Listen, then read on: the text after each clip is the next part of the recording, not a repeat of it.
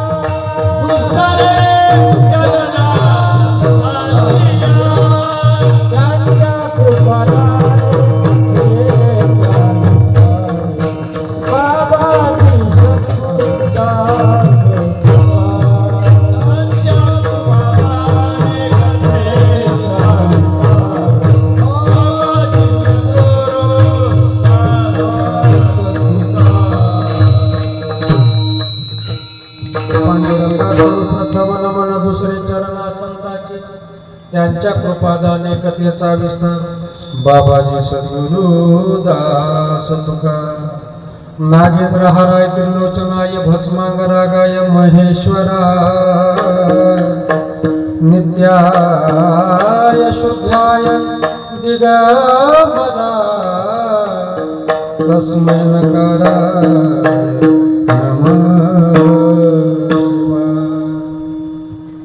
अलंकापुरी रम्य सिंहासनस्थं पदाम्बोजतेजस्फूर्ति प्रदेशं विधीन्द्रादिदेवैः सदा स्तूयमानं समाधिस्थं मूर्तिं भजे ज्ञानदेवम् ओम नमो ज्ञानेश्वरा करुणाकरा दयाळा तुमचा अनुग्रह लादलो पावन झालो चराचरी नमो सद्गुरु तुकया ज्ञानदीपा नमो सद्गुरु सच्चिदानंद रूपा नमो सद्गुरु भक्त कल्याण मूर्ति नमो सद्गुरु भास्करा पूर्ण कीर्ति सेवेला के सेवक झालो सेवेला के सेवक झालो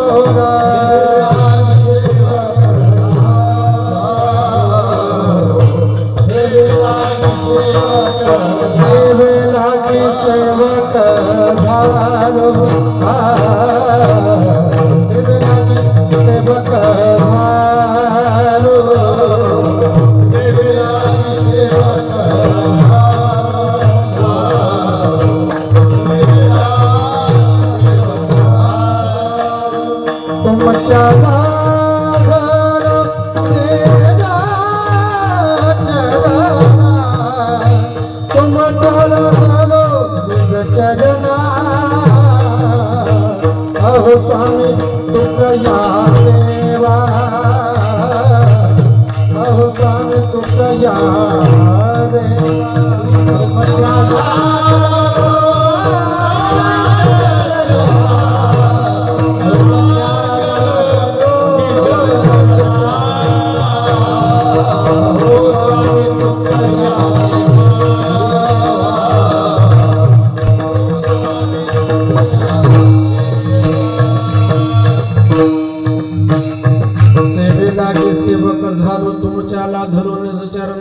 अहो स्वामी तुकया देवा यावरी न करावा अबे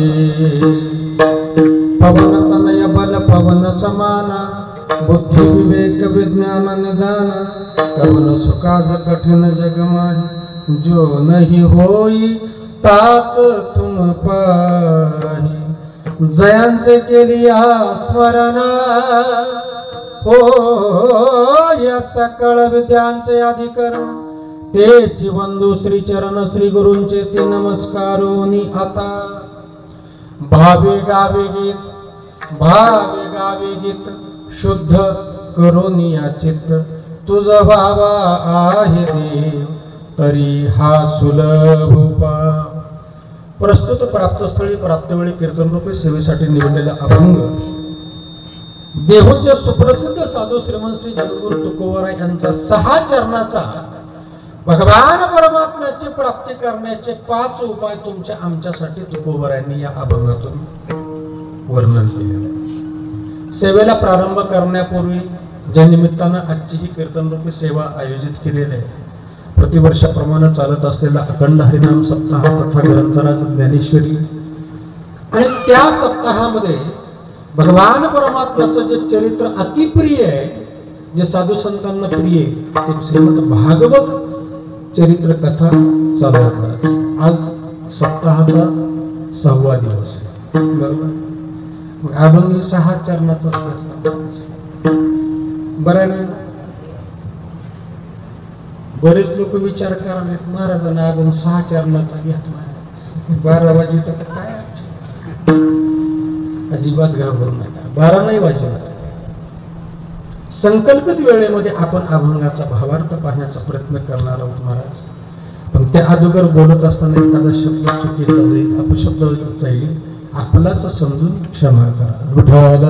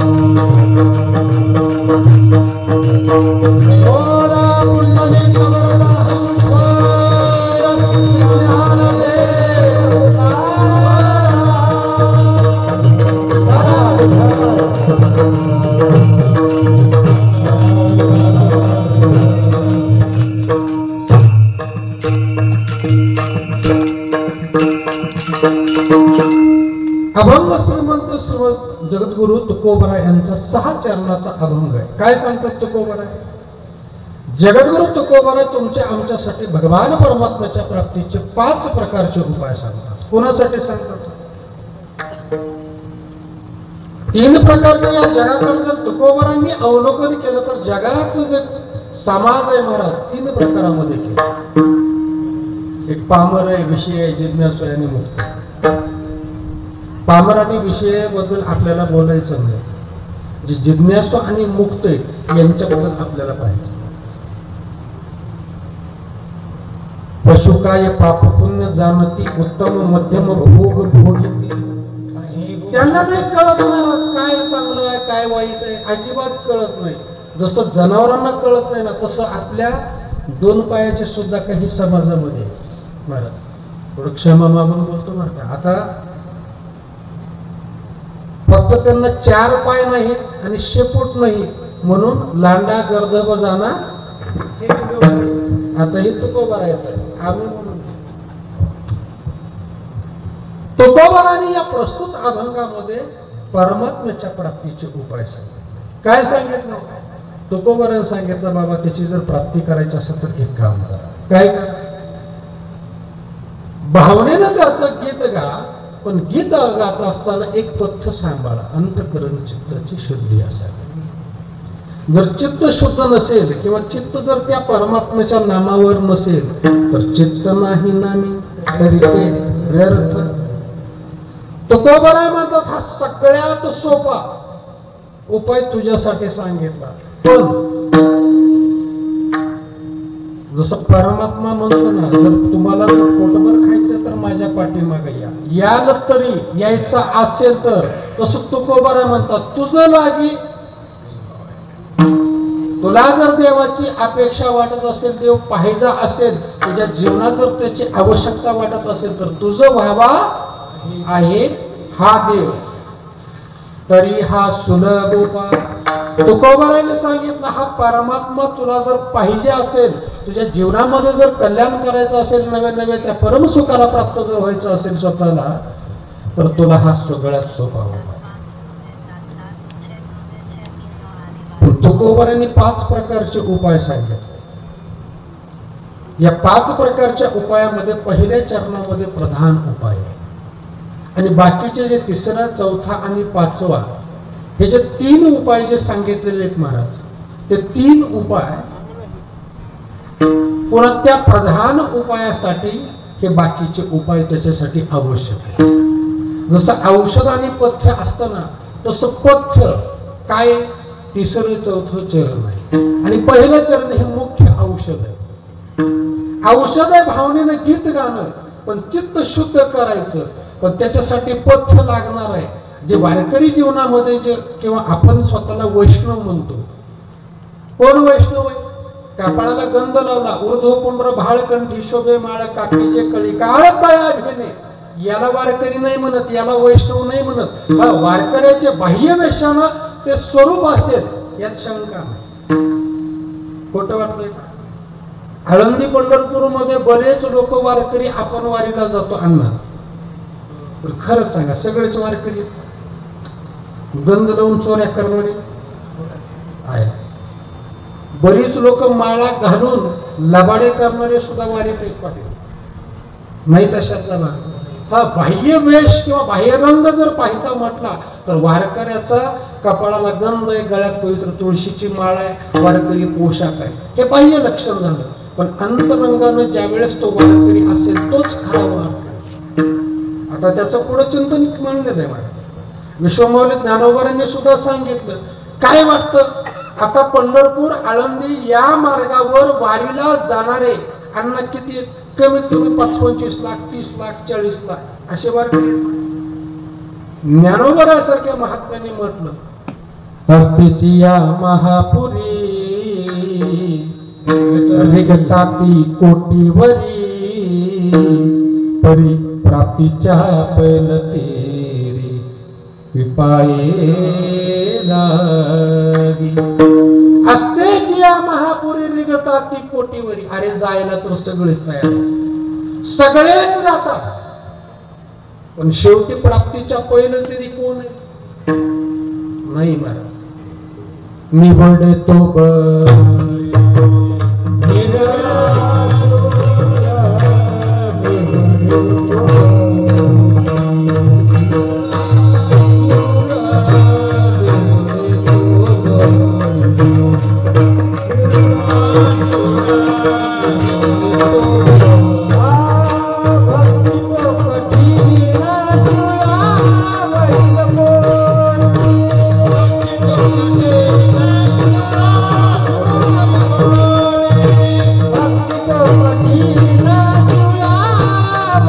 Bye.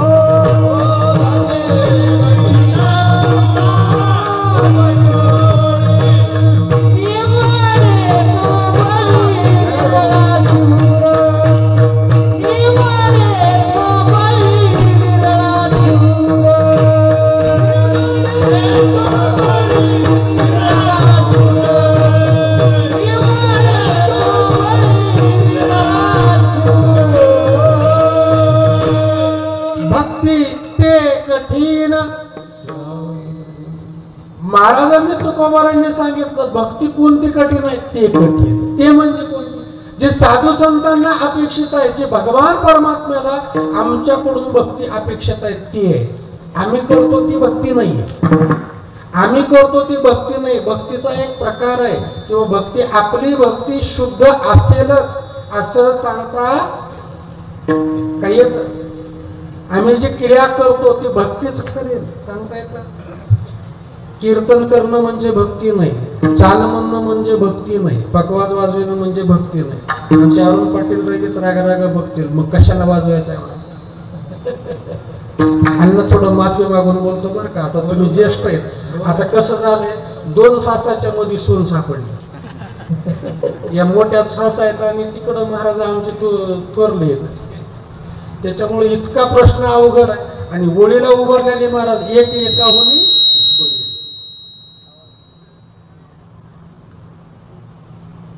भक्ती ते कठीण. आम्ही भक्ती करतो ते नाही. लोकांना वाटतं हे महाराज आहेत, हे गायक आहेत, हे वादक आहेत, हे अमुक कथाकार आहेत, हे ते.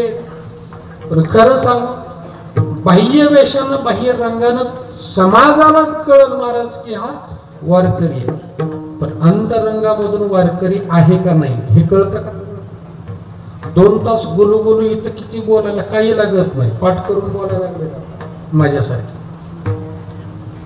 माझ्यासारखे असे 2 घंट्याचं पाठ करून बोलायला लागलेत. त्याच्याबद्दल वाद नाही पण त्यांचाही विरोध नाही. कमीत कमी न येणाऱ्यापेक्षा तरी ते चांगले आहेत.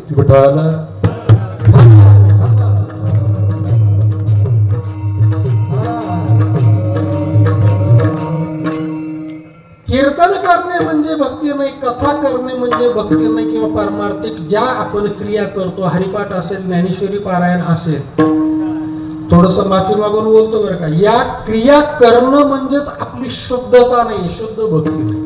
का नाही? कीर्तन करत असताना जर स्वतःचा अहंकार ठेवून जर बोलत असेल तो कीर्तनकार किंवा तो एखादा साधक, तर ते कीर्तन भक्ती होत नाही. चाल म्हणत असताना समोरच्याला जर मुद्दाम गोत्यात आणण्यासाठी किंवा अडचणीत आणण्यासाठी जर चाल म्हणत असेल, स्पष्ट बोलतो महाराज. आणि आज गरज आहे. आता इथं एवढी मंडळी उभारलीत, खरं सांगा सावरगावची किती आहेत? अजिबात बोलू नका, मी जावई आहे त्याच्यामुळे मला सगळं माहिती. तुम्ही काय लबाड बोललो तर मी काय बाहेरच आहे काय? 7 दिवस झाले याच गावात आहे. देवा आहेत का? का नाही त्याचा विचार केला का? त्याचं एक प्रमुख कारण आहे. आता हे नवीन तरुण मुलं जर आली, आता ही 4-5 मुलं आलीत, बरं वाटलं की खरं कीर्तन यांच्यासाठी आहे, संप्रदाय यांच्यासाठी आहे, परमार्थ खरा यांच्यासाठी आहे. मग या लोकांचं काय काम आहे? या लोकांचं काम असं एवढंच आहे महाराज, आपली परमार्थाची धुरा त्या तरुणांच्या खांद्यावर देऊन त्यांना त्या मार्गामध्ये चालायला शिकवणं. आणि चालत असताना ज्या काही चुका त्या तरुणाकडून होतात त्या चुका कशा होऊ नयेत याचं मार्गदर्शन आणि आशीर्वाद या लोकांकडून आपल्याला घ्यायचं.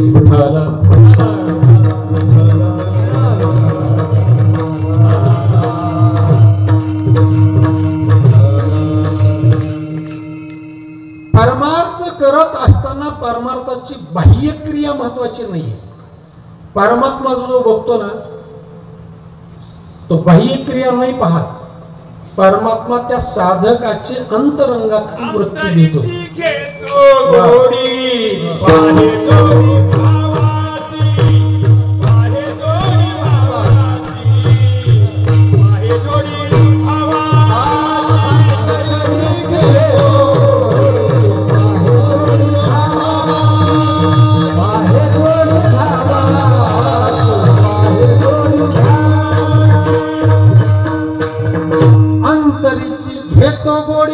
पाहे जोडी भावाची.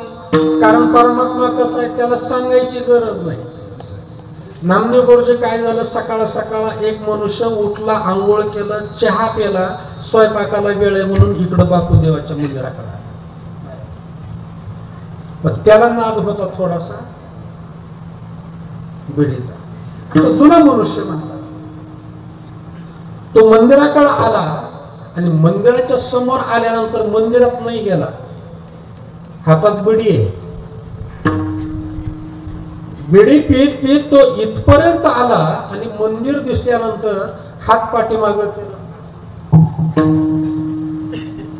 आता गंमत आहे म्हणजे देवाला फक्त पुढलंच दिसतंय का बालू महाराज, का माग लई दिसतंय? लय अवघड आहे महाराज. लोक म्हणतात आम्हाला कोणी बघत नाही, असं अजिबात बिलकुल समजायचं नाही महाराज. प्रत्येक क्षणाक्षणाची आपली नोंद आहे महाराज. असं नाही समजायचं कोण पाहतं कोण पाहतं. दिवसात सूर्य पाहतो, चंद्र पाहतो, दोन्ही चित्रगुप्त पाहतात आणि स्वतःच अंतःकरणातलं मन सुद्धा आपलं वाही देतं. सिद्धार्थाचं साक्षी तुझं सर्व कळे. किती गर्व आता पुढे, हा किती करू गर्व आता पुढे, किती करू गर्व आता पुढे. परमार्थ हा बाह्य दृष्टीनं करायचाच नाही, परमार्थ जगण्याचा विषय आहे महाराज. आणि आम्ही जे आज जे धावपळ आहे कधी लोक म्हणतात परमार्थ वाढला, परमार्थ वाढला. संयोजक म्हणतात महाराज परमार्थ बी आता ह्याच्यावर झाला. आवश्यकता आहे या काळाची. प्रपंचिक लोक प्रपंच करत असताना परमार्थ करतात, त्यांना प्रपंचासाठी अडचणी येऊन आणि ते जर असं जर मोकळे येत गेले तर त्याची फुकट मिळाल्याची किंमत राहत नाही. कारण ते जी वस्तू आपल्या आयुष्यामध्ये फुकट मिळाली त्या वस्तूची किंमत नाही राहत माणसाला. आणि परमार्थ करत असताना या सगळ्या गोष्टीचा विचार करणं प्रथम साधकाचा आद्य कर्तव्य. तुकोबारांनी या अभंगामध्ये 5 प्रकारचे उपाय सांगितले. प्रधान उपाय जगद्गुरु तुकोबारांनी पहिल्या चरणात सांगितला आणि बाकीचे 3रं, 4थं, 5वं चरण या 4 उपाय सांगितले. का सांगितले? तुकोबाराला विश्वास नव्हता का एकाच चरणावर एकाच उपायावर परमात्म्याची प्राप्ती होती? विश्वास नव्हता का? विश्वास होता. तुकोबाराच्या अंतःकरणामध्ये ठाम विश्वास आहे, निर्धार आहे की या उपायाने प्राप्ती होते म्हणजे होतेच, यात शंका नाही. मग तुकोबारांनी 5 प्रकारचे उपाय का सांगितले? एकदा काय झालं, जगद्गुरु तुकोबारा भंडाऱ्या माळावर भजन करत बसत होते महाराज स्वतःच्या आत्म आनंदासाठी. परमात्म्याचं ज्यावेळेस साधना करतात त्यावेळेस साधक महाराज सरळ सरळ लोकांतात कधीच राहत नाही. तुका म्हणे आम्हा एकांताचा वास, का ब्रह्मी ब्रह्मरस सेवसा. जो परमार्थाचा निखळ आनंद आहे महाराज, त्या आनंदासाठी लोकांतात न राहता एकांतात ते आपली साधना करतात. कुणालाही सांगत नाहीत, आमच्यासारखं म्हणत नाहीत. भागवताचार्य शास्त्री, आता शास्त्रीचा तर उत आलाय, त्याचा गणितच नाही. त्याचे कीर्तन शास्त्र कधीच ऐकायला मिळत नाही, पण असे शास्त्री आहेत. आता खरे तुमच्यासारखे अभ्यासू मला वाटत नाही महाराजांनी कधी स्वतः पुढे पदवी लावली असेल. आदरणीय संदीपान महाराज असतील, चैतन्य महाराज असतील, साक्षात जर परमात्म्याचे खरे भक्त काय असेल किंवा ज्यांच्याकडे बघून आमच्यासारखी नवीन साधक यांच्या मार्गावर चालतात, त्यांनी आयुष्यात कधीच पदवी लावली नाही. पण आमच्यासारखे नवीन असे बरेच आहेत महाराज, शास्त्री अमुक तमुक विनोदाचार्य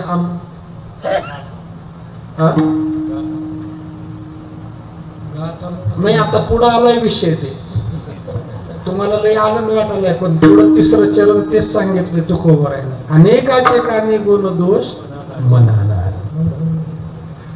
दुसऱ्याचे गुण आणि दोष आपल्या अंतःकरणात आणायचा अधिकार पाटील आपल्याला नाही, तुम्हालाच म्हणून नाही, इथं बसलेले एकालाही नाही. का नाही? कारण त्याचं प्रमुख कारण आहे. दुसऱ्याचे दोष काढण्यामध्ये आम्ही समर्थ आहेत का? आता दोष काढायचे असते तर आपण निर्दोष व्हायला असतं. दुसऱ्याकडे 1 बोट आहे तर आमच्याकडे 3 बोट आहे.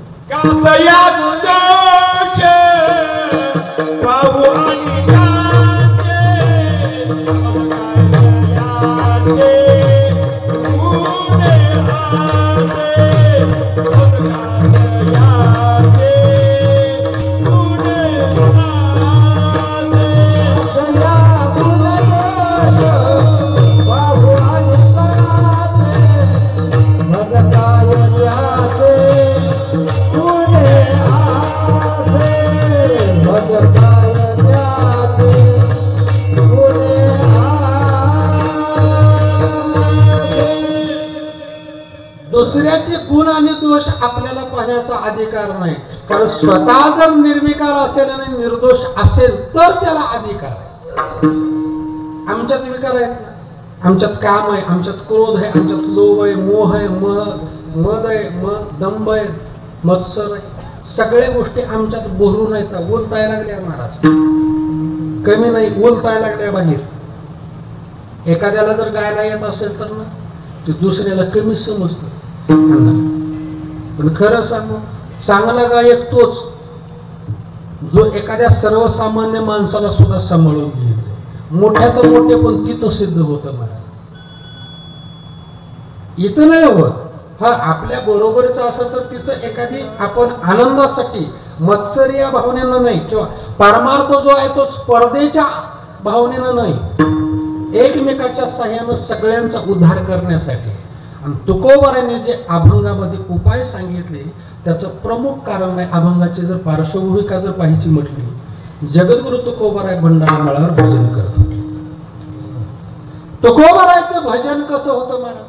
दगडाचा टाळ कोण त्याचा नाद, ताल नाही, इथं स्वर नाही, ताल नाही, लय नाही, काही नाही. पण काय प्रमुख आहे? भाव प्रमुख आहे. तुकोबाराय भजन करत होते, आणि तुकोबाराय भजन करत असताना तुकोबारायच्या भजनाची शक्ती सांग, काय शक्ती होती? तिथं ताल नव्हता, स्वर नव्हता, कुठलं लय नव्हती ना, कुठलं इथं इतकी जशी व्यवस्था आहे बसण्यासाठी, माईक साठी इतकं फॅन आहे, तहान लागली तर महाराजाला लगेच पाणी आहे ना, एवढ्या व्यवस्था आहेत. लाईटची व्यवस्था आहे, फॅनची व्यवस्था आहे, कूलरची व्यवस्था आहे. तुकोबारायच्या काळात ती व्यवस्था नव्हती, काही व्यवस्था नव्हती मला. पण तुकोबारायचं भजन जे होतं ना सर्वश्रेष्ठ होतं. आज आमचं भजन जर चालू झालं तर मंदिराच्या शेजारचं म्हणते आवाज कमी कर का, त्या सिस्टमवाल्याच्या अंगावर जात का? कारण आमच्या भजनामध्ये जो भाव असायला पाहिजे तो भाव आमच्यात नाही. विठ्ठल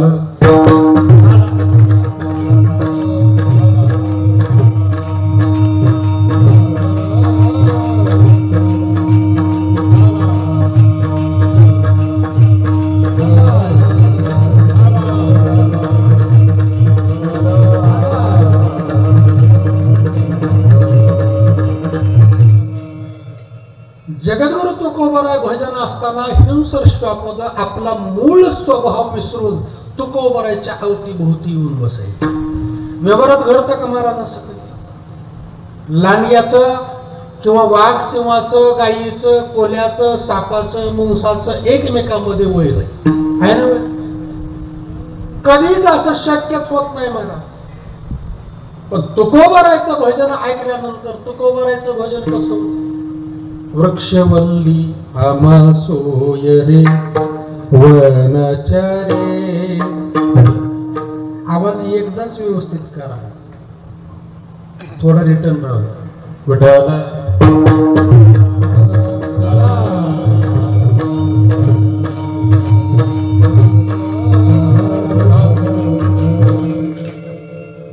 काय असतं येडीला सासरण काय नाही. आता मला आधीच कळत नाही, त्याच्यात असं जर बोललं की मला सुधरत नाही. त्याच्यामुळे म्हणलं आता आमचं सगळं त्यांच्यावर चालतंय, तुमच्यावर चालतंय, या सगळ्या लोकांवर चालतंय, आपलं काय चालतंय?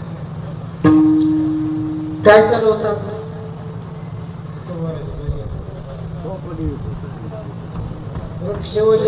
हा नाही, वृक्षवल्ली आहे. मला वाटलं कीर्तन चालू आहे किंवा तुकोबाराय म्हणत होते वृक्षवल्ली आम्हा सोय रे. आणि त्यांचं भजन ऐकून ज्यांच्या अंतःकरणामध्ये एकमेकाबद्दल वैरत्व आहे, काय शत्रुभाव आहे, तो शत्रुभाव एकमेकाबद्दलचा विसरून सगळी प्राणी आपापला शत्रुभाव विसरून तुकोबारायच्या चरणापाशी येऊन शांत चित्तानं त्याला म्हणायचं. आता प्रकार सांगू कीर्तनाचे कसे प्रकार? आता 3 प्रकार आहेत अण्णा कीर्तनाचे. एक बसून कीर्तन, एक उभारून कीर्तन, आता 3रं सांगू का नको? सांगा सांगा. नाही अजून नाही तेवढं आलं नाही तेवढे दिवस आले नाहीत अण्णा काय सांगा आता एक कीर्तन निघालंय जुगलबंदीचं बघितलं ना जुगलबंदीचं कीर्तन निघालंय विचार करा जुगलबंदी कीर्तनच असते का दुसरीकडे असते मूळ परमार्थ स्पर्धेसाठी नाही मग त्याच्यात जुगलबंदी कशी असेल शक्य आहे का स्पर्धा करायचं ना बाह्य जगत असे नाही अंतकरणाशी करायची आपल्या स्वतःच्या विकारासोबत आपण परमार्थामध्ये जुगलबंदी करायची आणि ते विकार विषयाकडचे त्यांची धाव आहे ती धाव त्यांची तिकडली संपवायची आणि परमार्थाकडे धाव लावणी याचंच नाव परमार्थ 4 महिने काकडा करतो तो परमात्म्याला उठवण्यासाठी आहे मान्य पण त्या संपूर्ण काकड्याचा जर विचार केला तर स्वतःला घडवण्यासाठी कागासा सुरवासी मध केले भगवंता आपुलिया सत्ता स्वाधीनता ते नाही कागासा सुरवासी केले भगवंता कागासा सुरवासी मध केले भगवंता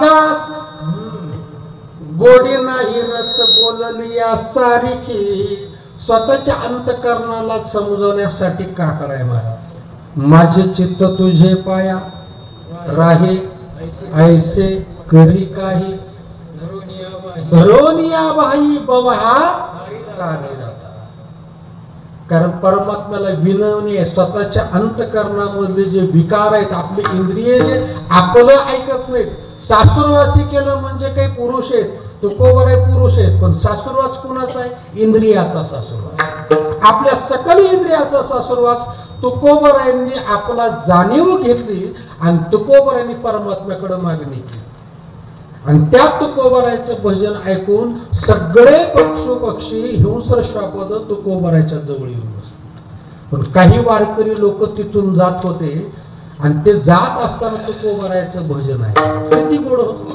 अहो जे हिंस्र श्वापद आहेत स्वतःचं वैरत्व विसरून तिथं येतात संगीतामध्ये इतकी ताकद आहे महाराज माणसाला बोलवली नवं नाही पशु पक्षी सुद्धा संगीताला भूलतात महाराज इतकी संगीतामध्ये ताकद आहे आणि त्या परमात्म्याचं जे चिंतन होतं ना परमात्म्याचं भगवान परमात्म्याचं तुकोबराय गात असले त्या साधकाने ऐकलं ते साधक जिकडं जायचं होतं तिकडं न जाता त्या भजनाचा आवाज आला आणि तुकोबरायच्या दिशेने निघाला तुकोबरायच्या दिशेनं आल्यानंतर बाकीचे जे पक्षी होते ना एकमेकाचे विरोधक असतात ते थोडेसे उडाले का उडाले तुकोबरायच्या अंतकरणाची दृष्टी जी होती किंवा वृत्ती जी होती ती निर्विकार होती समदृष्टी होती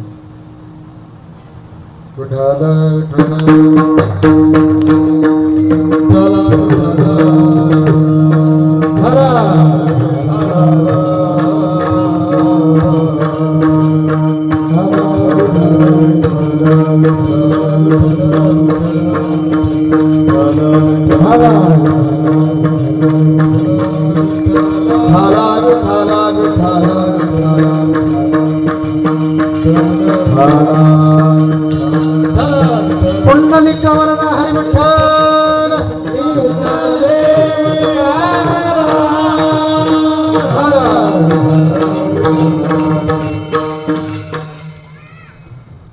ज्यावेळेस एखाद्या अंतकरणामध्ये किंवा दृष्टीमध्ये भेद आहे आपल्या दृष्टीमध्ये जर समदर्शीपणा असेल समानता असेल तर समोरच्या अंतकरणामध्ये किंवा समोरच्या माणसावर त्याचा परिणाम होतो आणि जे साधक मंडळी तुकोबरायचं भजन ऐकून त्या आवाजाच्या दिशेने आले तसे काही पक्षी उडाले, बाकीचे सगळे गेले महाराज.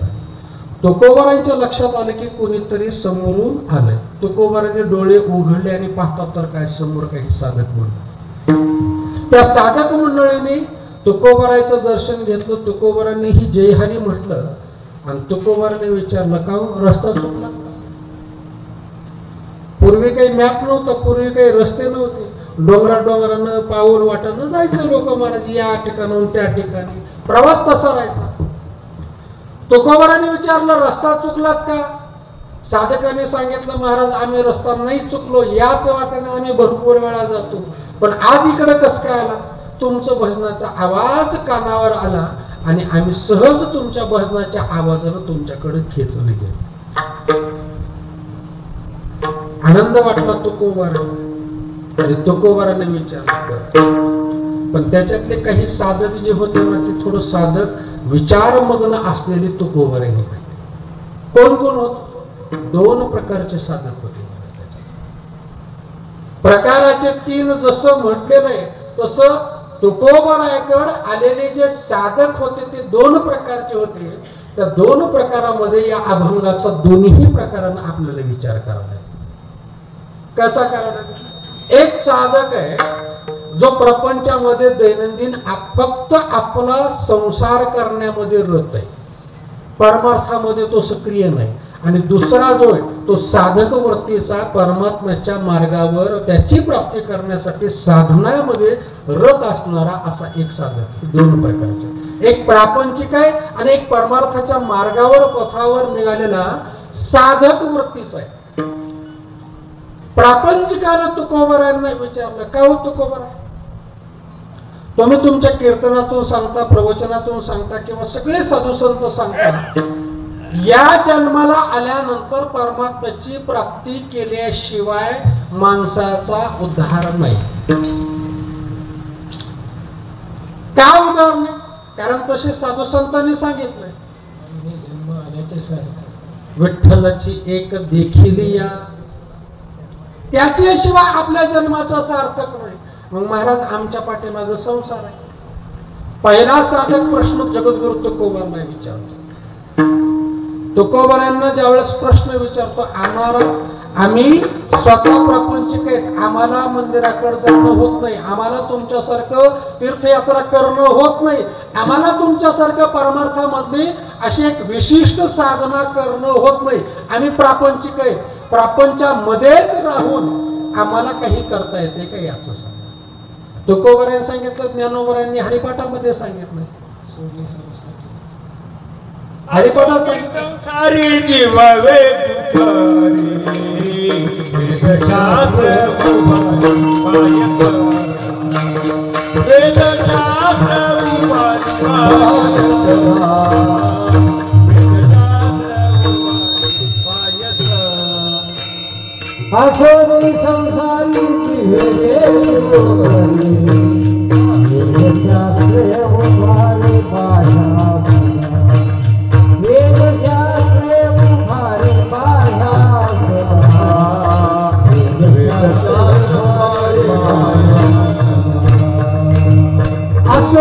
संसारीची वेगवेगळी करी, प्रपंचात राहा पण जीवानं अंतकरणानं वेग धरा आणि परमात्म्याचं महाराज प्राप्ती करण्यासाठी प्रयत्न.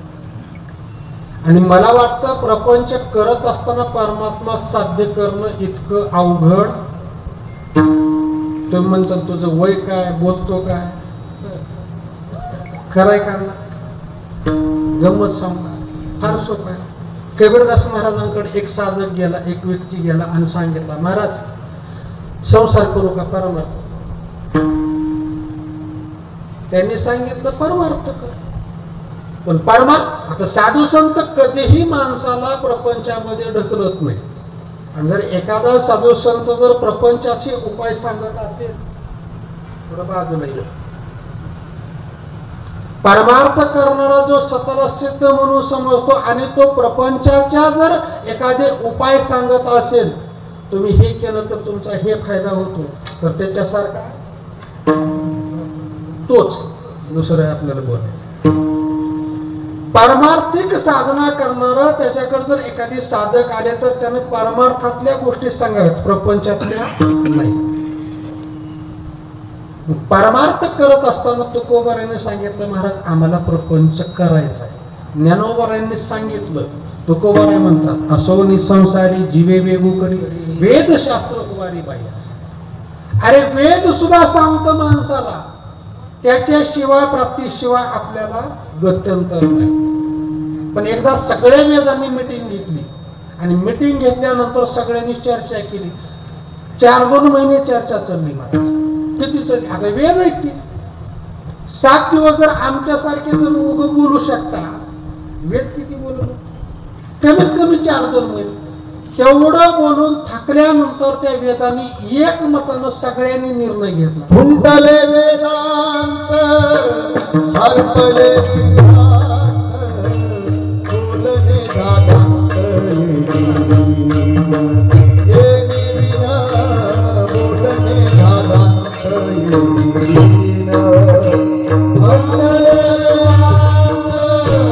हरपले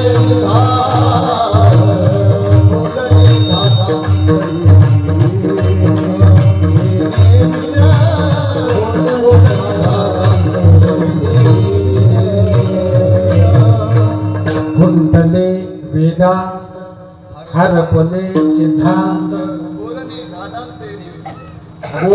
दादांत येणे. पण काय येणे येणे म्हणजे नेमकं काय? विठोबाशी शरण जावे निज नाम गावे, विठोबाशी निज नाम गावे.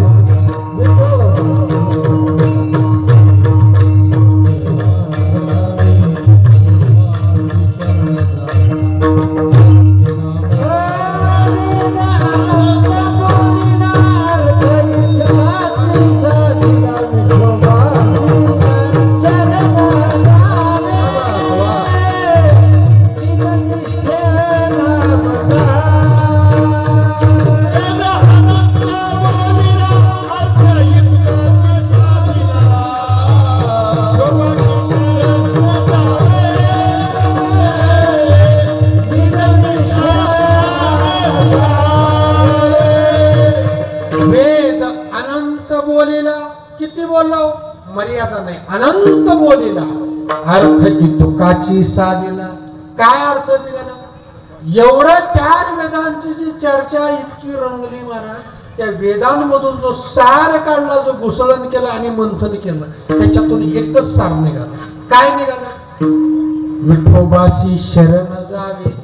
विठोबाशीच काय? कृष्णाचे काय? रामाचे काय? नरसिंह भगवंताचे काय? परमात्म्याचे 1000 नाव आहेत ना विष्णू सहस्त्रनाम, इतके नाव आहेत. मग विठोबाशीच का?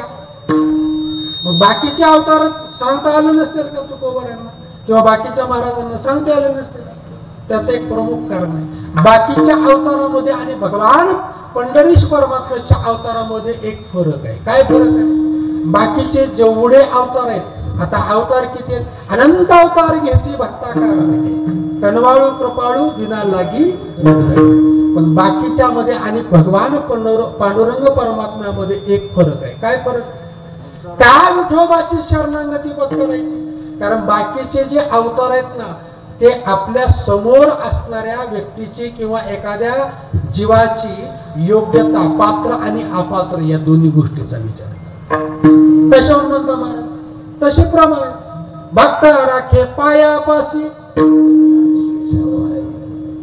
पण दुर्जनाशी संवारे. तिथं द्वैत आहे महाराज परमात्म्याच्या दृष्टीने.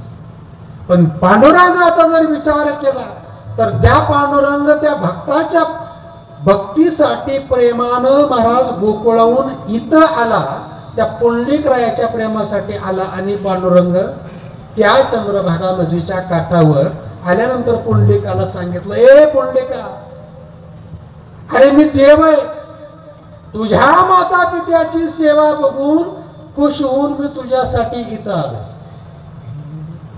पुंडलिकानं सांगितलं, बर तू देव आहेस, हो कशा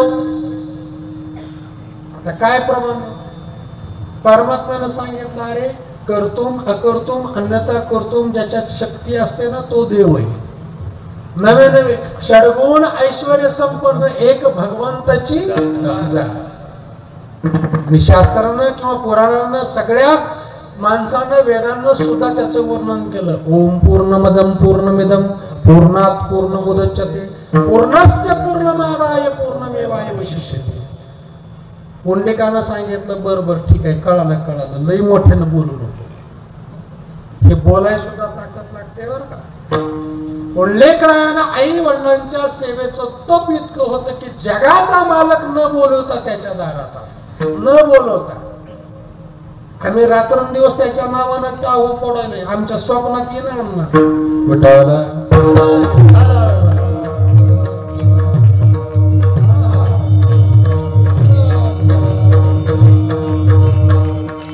आलाय का कोणाच्या स्वप्नात सावरावामध्ये महाराज स्वप्नात आमच्या एवढी कीर्तन केलं आमच्या स्वप्नात सुद्धा आलं नाही खरंच आलं नाही तुमच्या आला काहीच बोलणार तो नाम तुमच्या आला का इतके दिवस गंमत आहे महाराज विचार करण्यासारखी गोष्ट आहे आम्ही परमार्थात इतकी दिवस कार्यरत असताना आमच्या साधं स्वप्नात तो पांडुरंग परमात्मा येईल बरं भजन सुद्धा आलं नाही एवढं बडू तुम्ही वाढून गेलो महाराज कधी स्वप्नात आलं का आमच्या स्वप्नात मार्की म्हैस शेतातलं दोघं घरातलं बाहेरलं नाही ते स्वप्नात येते पण देव काय येत नाही कारण अंतःकरणात ज्याचा अतिप्रिय आवडीचा विषय आहे महाराज तेच येते शास्त्र सांगतं मनी वसेते मनात काय आपल्या प्रपंचाशिवाय दुसरं काहीच नाही प्रपंच आपल्या अंतःकरणामध्ये इतका ठसलाय की त्याच्याशिवाय आम्हाला दुसरं काही येते नाही लोक प्रपंच इतका वाढला इतके त्याच्या अधीन गेले परमार्थात जरी तो आला तरी इथं सुद्धा उभं राहून सुद्धा प्रपंचाच गुण लागलाय तुकोबाराने सांगितलं बाबा या जगामध्ये त्याच्या प्राप्तीशिवाय आपल्याला उपाय नाही पांडुरंगानं पुंडलिकरायाच्या भक्तीवर प्रसन्न होऊन तिथं आले आणि पुंडलिकरायाने सांगितलं जगाचा मालक आहेस ना पांडुरंगानं सांगितलं देवानं सांगितलं माग तुझ्या दारात आलो काय पाहिजे ते माग या लोकातलं माग परलोकातलं माग नवे माझ्या धामामधलं सुद्धा माग पुंडलिकरायानं सांगितलं तू काय म्हणे तुझी न लगे तुझं काही सुद्धा नको तसं तुकोबारानं सांगितलं काहीच नाही अरे काही तर माग कोण माग म्हणतंय याच्यावर अवलंबून आहे कमीत कमी कोण माग म्हणतंय याची तरी थोडं विचार कर एखादा मोठा मनुष्य आला आणि जर तो येऊन जर आपल्याला म्हटला काहीतरी तुमच्या गावात सप्ताह चालू आहे मागा काय समजा मंत्री आले आणि संयोजकाला म्हणले एवढा मोठा सुंदर सप्ताह चालू आहे काहीतरी आमच्याकडून सेवा घडू द्या मागा काय आणि गावकऱ्यांनी जर म्हणले नाही साहेब काही गरज नाही आमच्याकडे साहेब अरे कोण बोलतो याचा तरी विचार आहे देवानं सांगितलं जगाचा ब्रह्मांडाचा मालक आहे आणि मी तुला माग म्हणतोय माझी काही सुद्धा किंमत नाही पुंडलिकरायानं सांगितलं जर तुला वाटत असेल मी मागावं माझी इच्छा नाही मागावं असं जर तुला वाटत असेल तर एक काम कर इथं या विटेवर बस विट भिरकावली आणि त्या विटेवर उभा राहायला सांगितलं आणि मग काय करू आता काही नाही कमरेवर हात ठेव कारण तुझे हात भरपूर महाराज चंचल आहे कारण एक हात भक्ताच्या रक्षणासाठी आहे आणि दुसरा हात दुष्टाच्या संहारासाठी आहे पुंडलिकरायाने सांगितलं ते दोन्ही हात तुझ्या कमरेवर ठेव अजिबात हात काढायचे आणि मग पुंडलिकरायाने सांगितलं देवा तुला जर वाटतं ना मला द्यायचं तर एक काम कर काय कर मूढ पापी जैसे जैसे मूढ पापी जैसे जैसे पापी जैसे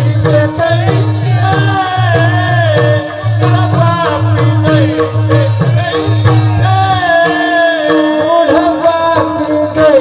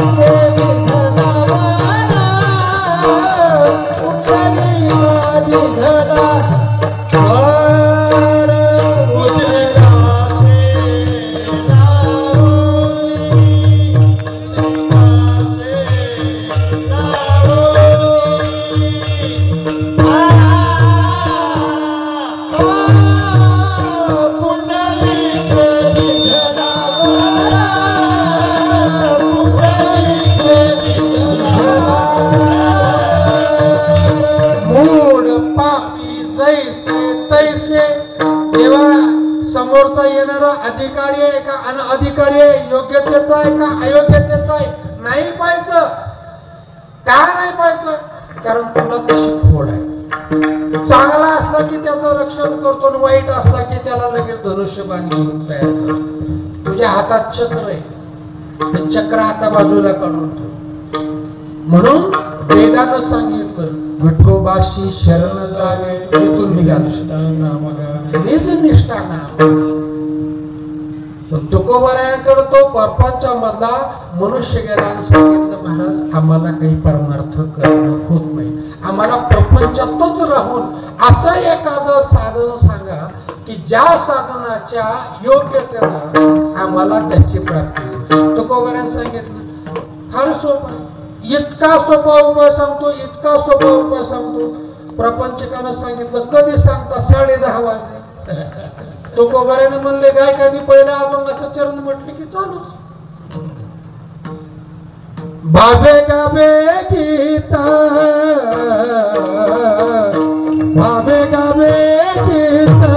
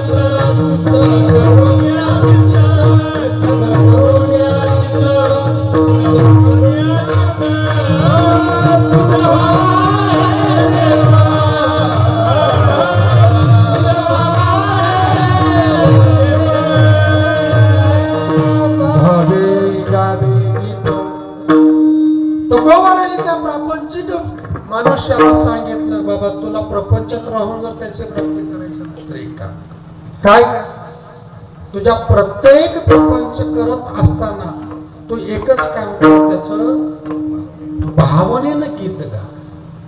पण तुकोबरायाने सांगितलं भावनेनं नुसतं गीत नाही गायचं, तर त्याला हे औषध गीत गाणं हे परमात्म्याच्या प्राप्तीचा मार्ग आहे. पण त्या मार्गात सगळ्यात मोठा अडचणा काय? अंतःकरणामधलं जे चित्त आहे ना, मन बुद्धी चित्त अहंकार, त्याच्यामधलं जे चित्त इतकं चित्त विचित्र आहे महाराज. माणसाचं चित्त एका जागी स्थिर राहत नाही आणि त्याच्यासाठी शास्त्रकारांनी योग सांगितलं. यम नियम आसन ध्यान धारणा प्रत्यारणा या अष्टांग योगानं मनाची महाराज एकाग्रता करायची, चित्तवृत्ती एक साधायची आणि परमात्म्याची ती निर्गुण समाधी साधणं, याच नाव योग आहे. योग दुसरं काही नाही. या योगाला आमच्या वारकरी संप्रदायामध्ये साधू संतांनी सहज साध्या सोप्या भाषेत कसा योग करताना सगळीच लोक करतात. कसा वारकरी संप्रदायातल्या साधू संतांनी अवघड वेदाचा विषय सोपा करून या आपल्या वारकरी चैतन्य संप्रदायात आणला. कसा आणला योग बघा, लक्ष. योग म्हणजे काय? अष्टांग योग साधनेनं सकल इंद्रियाची वृत्ती जी बहिर्मुख झालेली आहे ती अंतर्मुख करायची आणि ती एक करायची आणि परमात्म्याच्या चरणाजवळ लावायची. याचं नाव. आता वारकरी संप्रदायातला योग बघा. वारकरी संप्रदायातला जो योग आहे, दर 15 दिवसाला एक तिथी येते. आज कोणती तिथी आहे? एकादशी. मग एकादशी म्हणजे हा वारकरी संप्रदायातला शुद्ध योग आहे. कशी करायची एकादशी? आदल्या दिवशी फराळाचे डबे सगळे मालकाला सांगायचं, जावा अहमदपूरला 2 डझन केळी, 1 किलो अंगूर, सफरचंद, बसले कांदा, पुन्हा भगिरीच्या काय आता थालीपीठ. हा भगिरीचं आपण तुम्ही खऱ्या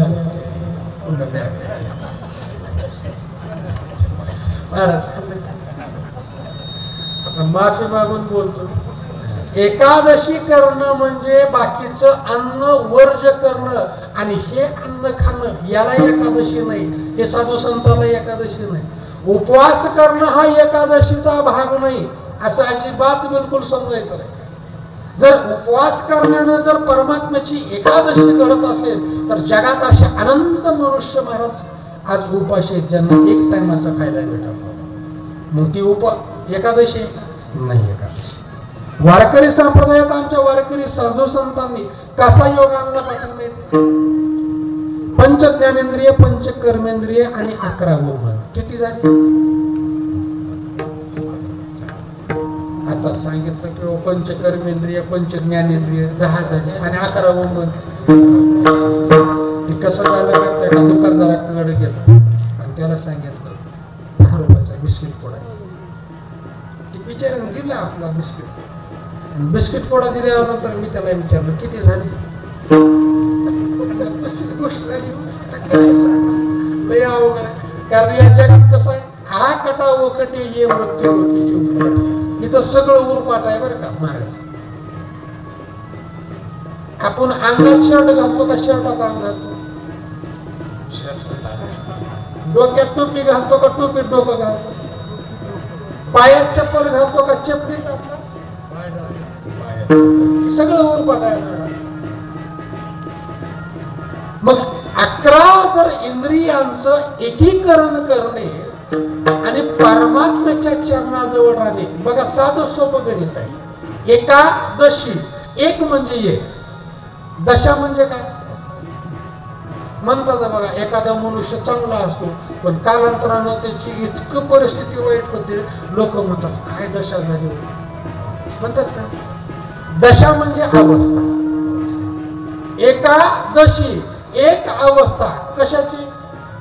5 ज्ञानेंद्रिय, 5 कर्मेंद्रिय, 11 मन या सकल इंद्रियाची वृत्ती एक करणे आणि त्यांची अवस्था करणे. उप म्हणजे जवळ, वास म्हणजे राहणे. काय म्हणायचं? एकादशी उपवास. आता खरं सांगा, एकादशी उपवास अशी घडते का आपल्याकडून? महाराजाकडून जाऊ द्या, बाकीच महाराजाची पूर्वी अशी वाढली तरी आमच्या माता माऊली म्हणतात महाराज गरम आहे, घ्यायला आग्रह करू करू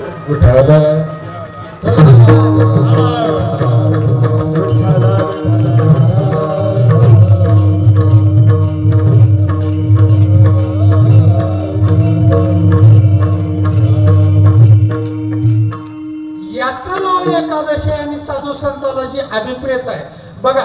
शास्त्रामध्ये किंवा आपल्या पुराणामध्ये अन्नाप्रमाण आहे. एकादशीचा व्रत कधी सुरुवात होतो? दशमी, नाही दशमी व्रताचा आरंभ. पंच ज्ञानेंद्रिय पंच कर्मेंद्रिय 10 दशमी व्रताचा आरंभ. आणि ज्यावेळेस मनाची स्थिरता तिथं राहते त्यावेळेस खरी एकादशी.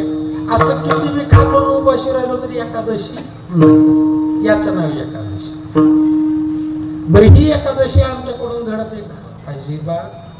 निर्जला एकादशी ही निर्जला.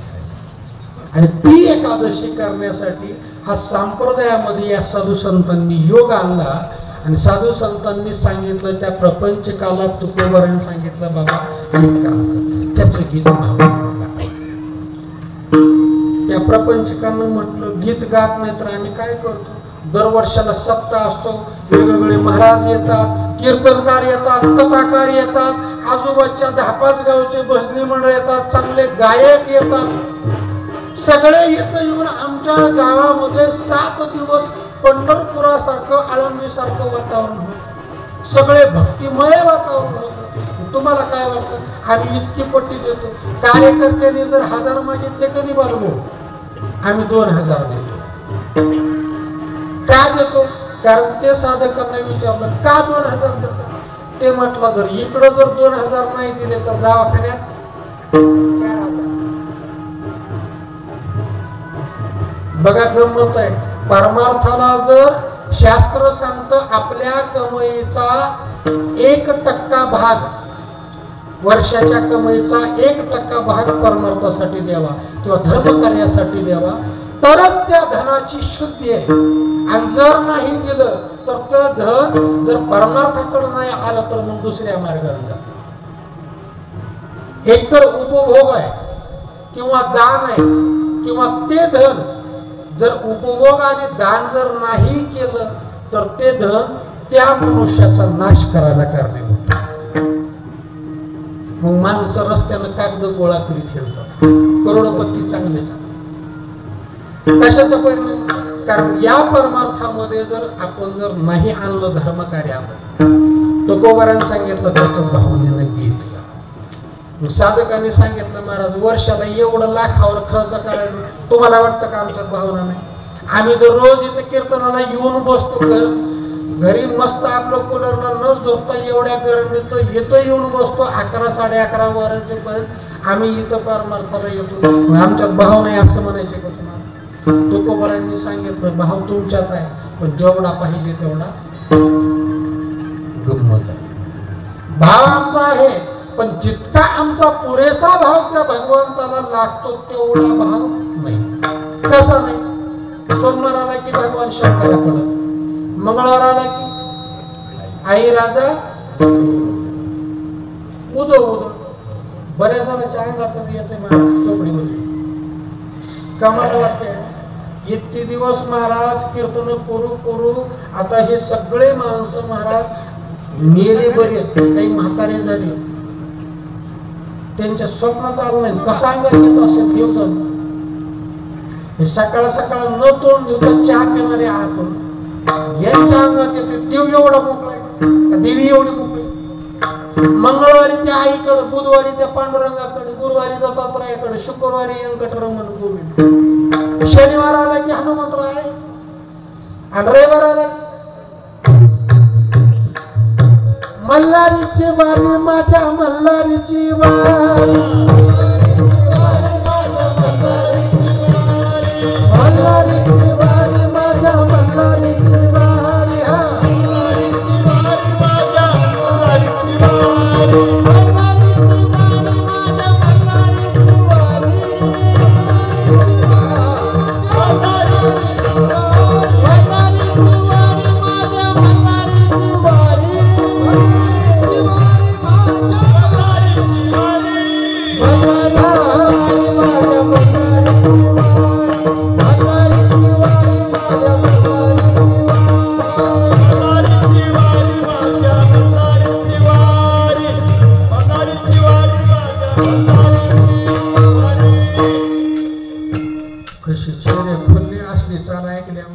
टाळकरी सुद्धा मगापासून असं करायचो, आता असं सुद्धा करायची गरज नाही. स्वभाव आहे. मल्हारीची वारी माझ्या मल्हारीची वारी. कोणती वारी? अहम वाग्या सोहम वाग्या प्रेम नगरा वारी बेसावध होवनी. असं आहे होय? नाही जरा वय झालं त्याच्यामुळे. सावध होनी भजनी लागा आमदार करा कैवारे.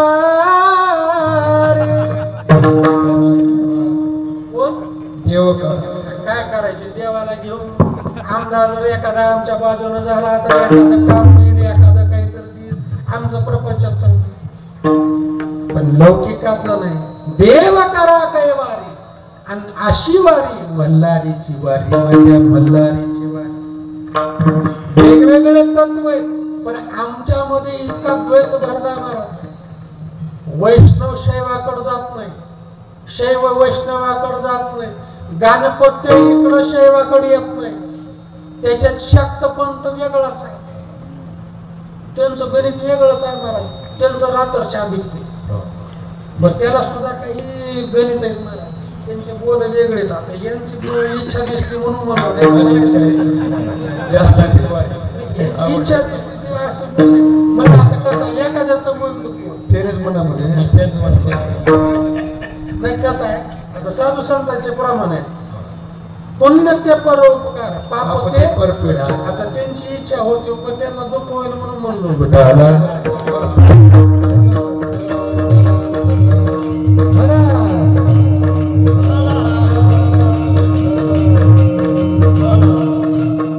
आमचा भाव एका ठिकाणी स्थिर राहत नाही महाराज. राहतो का? जितकी भक्ती एखादा वैष्णव पांडुरंगाची करतो तितकी भक्ती भगवान शंकराची होती, गणपती बाप्पाची होती, देवीची होती नाही होत.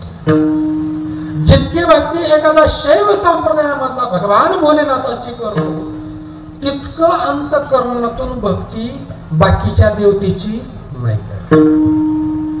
मग खरं सांगा आपल्या नजरेमध्ये द्वैत आहे का एकत्व आहे? तसं मूळ ब्रह्म एक आहे पण त्या ब्रह्माला या सृष्टीचा कारभार चालवण्यासाठी उत्पत्ती स्थिती आणि लय या तिन्ही गोष्टीसाठी वेगवेगळे प्रकार करावे लागले किंवा वेगवेगळे स्वरूप धरावे लागले. कसं धरावं लागलं? आपल्या घरातली एक स्त्री आहे, स्त्री एक आहे, तत्व एक आहे पण ती कोणाची पत्नी आहे, कोणाची सून आहे, कोणाची आई आहे, कोणाची बहीण आहे, कोणाची भाऊजी आहे. पात्र वेगवेगळे पण तत्व त्याचप्रमाणे महाराज ब्रह्म एक आहे पण सृष्टीचा कारभार चालवण्यासाठी उत्पत्ती स्थिती आणि लय काळ वेळानुसार वेगवेगळे स्वरूप त्या परमात्म्याला घ्यावं लागले म्हणून त्याची वेगवेगळी कथा. आणि या न्यायानं आमचा भाव नाही त्या प्रपंचिकानं सांगितलं महाराज भावनेनं गीत गावं लागतंय. मग आम्ही काय भावनेनं गीत नाही गात नाही का? तुकोबाने सांगितलं जितकी भावना पाहिजे. किती भावना? अंतःकरणामध्ये इतकी दृढ भावना पाहिजे किंवा त्याच्यावरचा इतका विश्वास पाहिजे. वेळ प्रसंगी जर शरीराचे तुकडे झाले तरी त्याच्यापासून आपला अंतर दुरावला नाही पाहिजे. तुकोबारांनी आपला भाव सांगितला एका ठिकाणी. जब हे आकाश वर पडो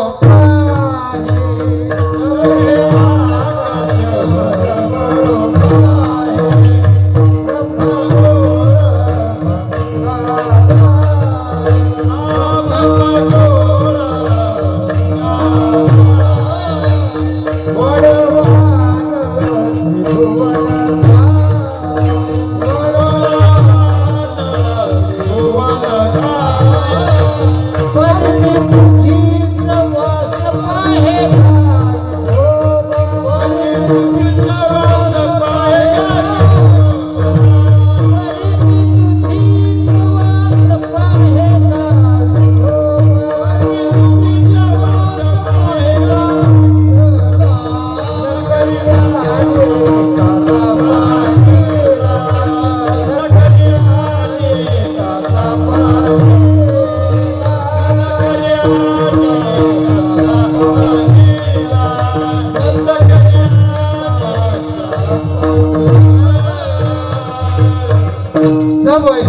आकाशवर पडो पाहे ब्रह्म गोळ भंगा जाय वडवानळ त्रिभुवन खाये परी मी तुझीच वाट पाहे गा विठोबा न करी अनेकांचा पाहे. तुकोबाराने आपल्या अंतकरणातला भाव दृढ भाव सांगितला. खरं सांगा अण्णा, इतका भाव आहे आपल्याकडे? अजिबात. समजा इथं जर आता उभं इथं तुमच्या सतरंजीची खालून चांगला आशील कोबरा नाग निघाला, कसं खरं सांग सावर. इथं समाजामध्ये जर इथं चटईच्या खालून जर एखादा नाग निघाला फुस करत आशील काळा भोर, लोक म्हणतील का वा वा जय हरी बरं का. या आता कीर्तन ऐकून जावा, पुन्हा चहा सुद्धा असते म्हणतील त्या साऱ्याला तवाच घरला म्हणा. ते तुमच्याकडनं आमच्याकडे कसं असतं. आमच्याकडे जर पटेल बिनकुडी निघाली की बारक महाराजाला पालतं घालू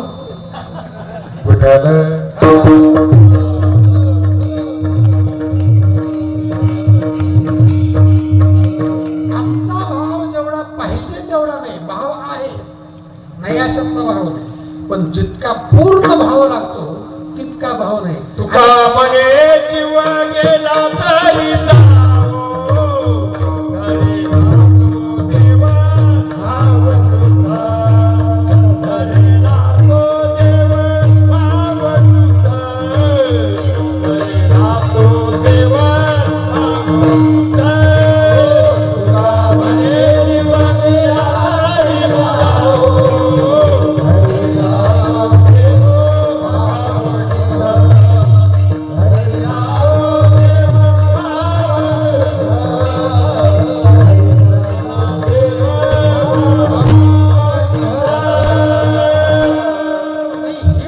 साधू संतांचे जीवनाला बेहतर आहे. आपलं शरीर जरी गेलं देह जावो अथवा, पण पांडुरंगी दृढ भाव. आमचं तसं आहे का? तुका म्हणे घालू जीव प्राणाची राख, तुका म्हणे घालू जीव प्राणाची राख, जाऊ त्या माहेरा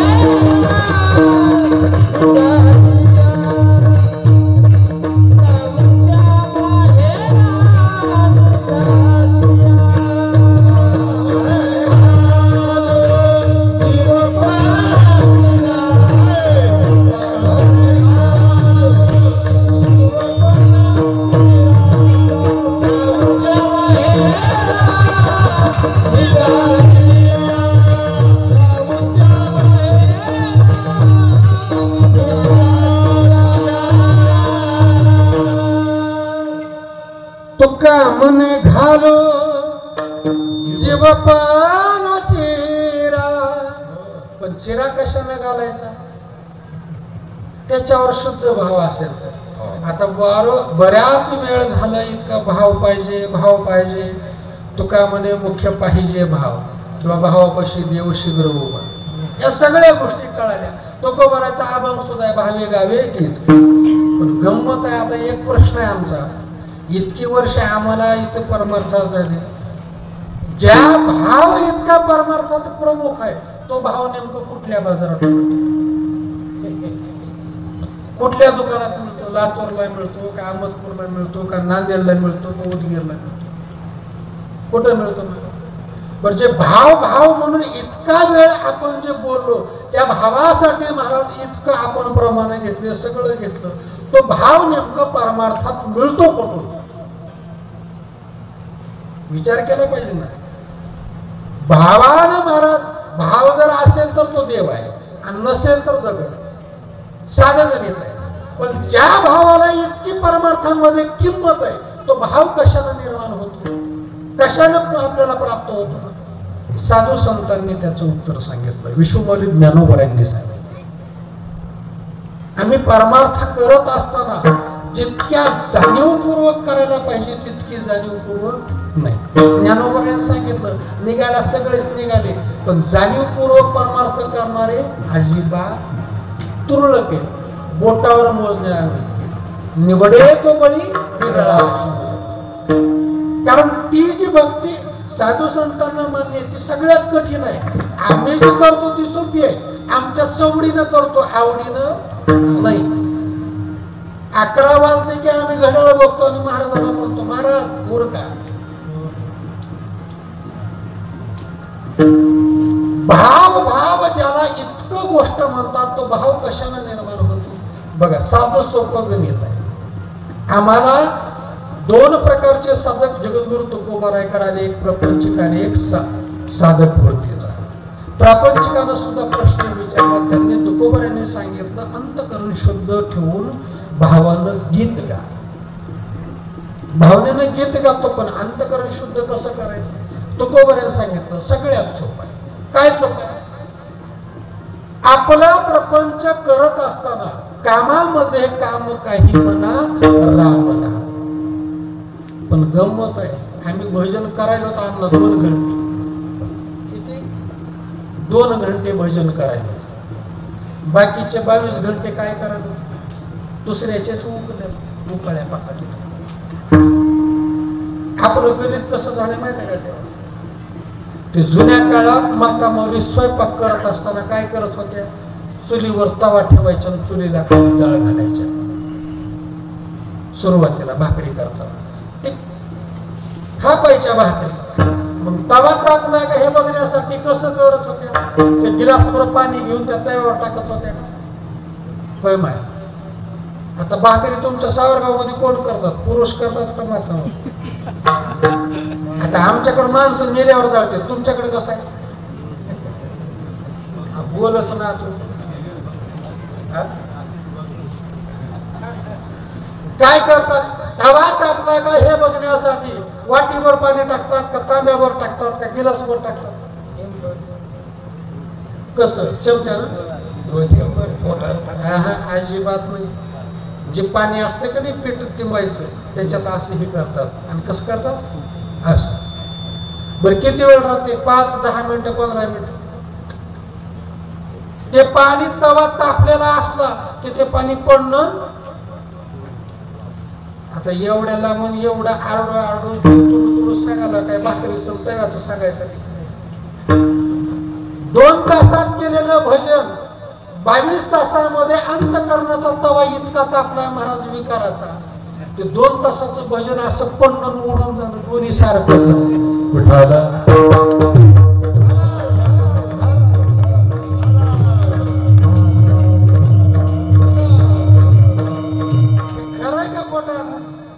आमचं परमार्थ करणं चालू आहे, पण दुसऱ्याची टिंगल करणं चालूच आहे. हे असला हे तसला. प्रापंचिकाला सांगितलं परमार्थ करायचा असेल किंवा त्याचं जर प्राप्ती करायचं असेल तर चित्त शुद्ध करावं. आता बाह्य शरीर स्वच्छ करायला बरेच साबण आहेत, संतूर आहेत, लक्ष आहेत, हमाम आहेत. आमच्यासारखा एखादा आला तर पतंजली रामदेव बाबा जिंदाबाद. म्हणजे इथं देतात असं नाही, पण बाहेर बरेच ठिकाणी महाराज आला की त्याला रामदेव बाबाचं पतंजली. बाह्य शरीर स्वच्छ करण्यासाठी वेगवेगळे साधन आहेत, पण अंतःकरण चित्त स्वच्छ करण्यासाठी हित व्हावे तरी दंग दुर्गी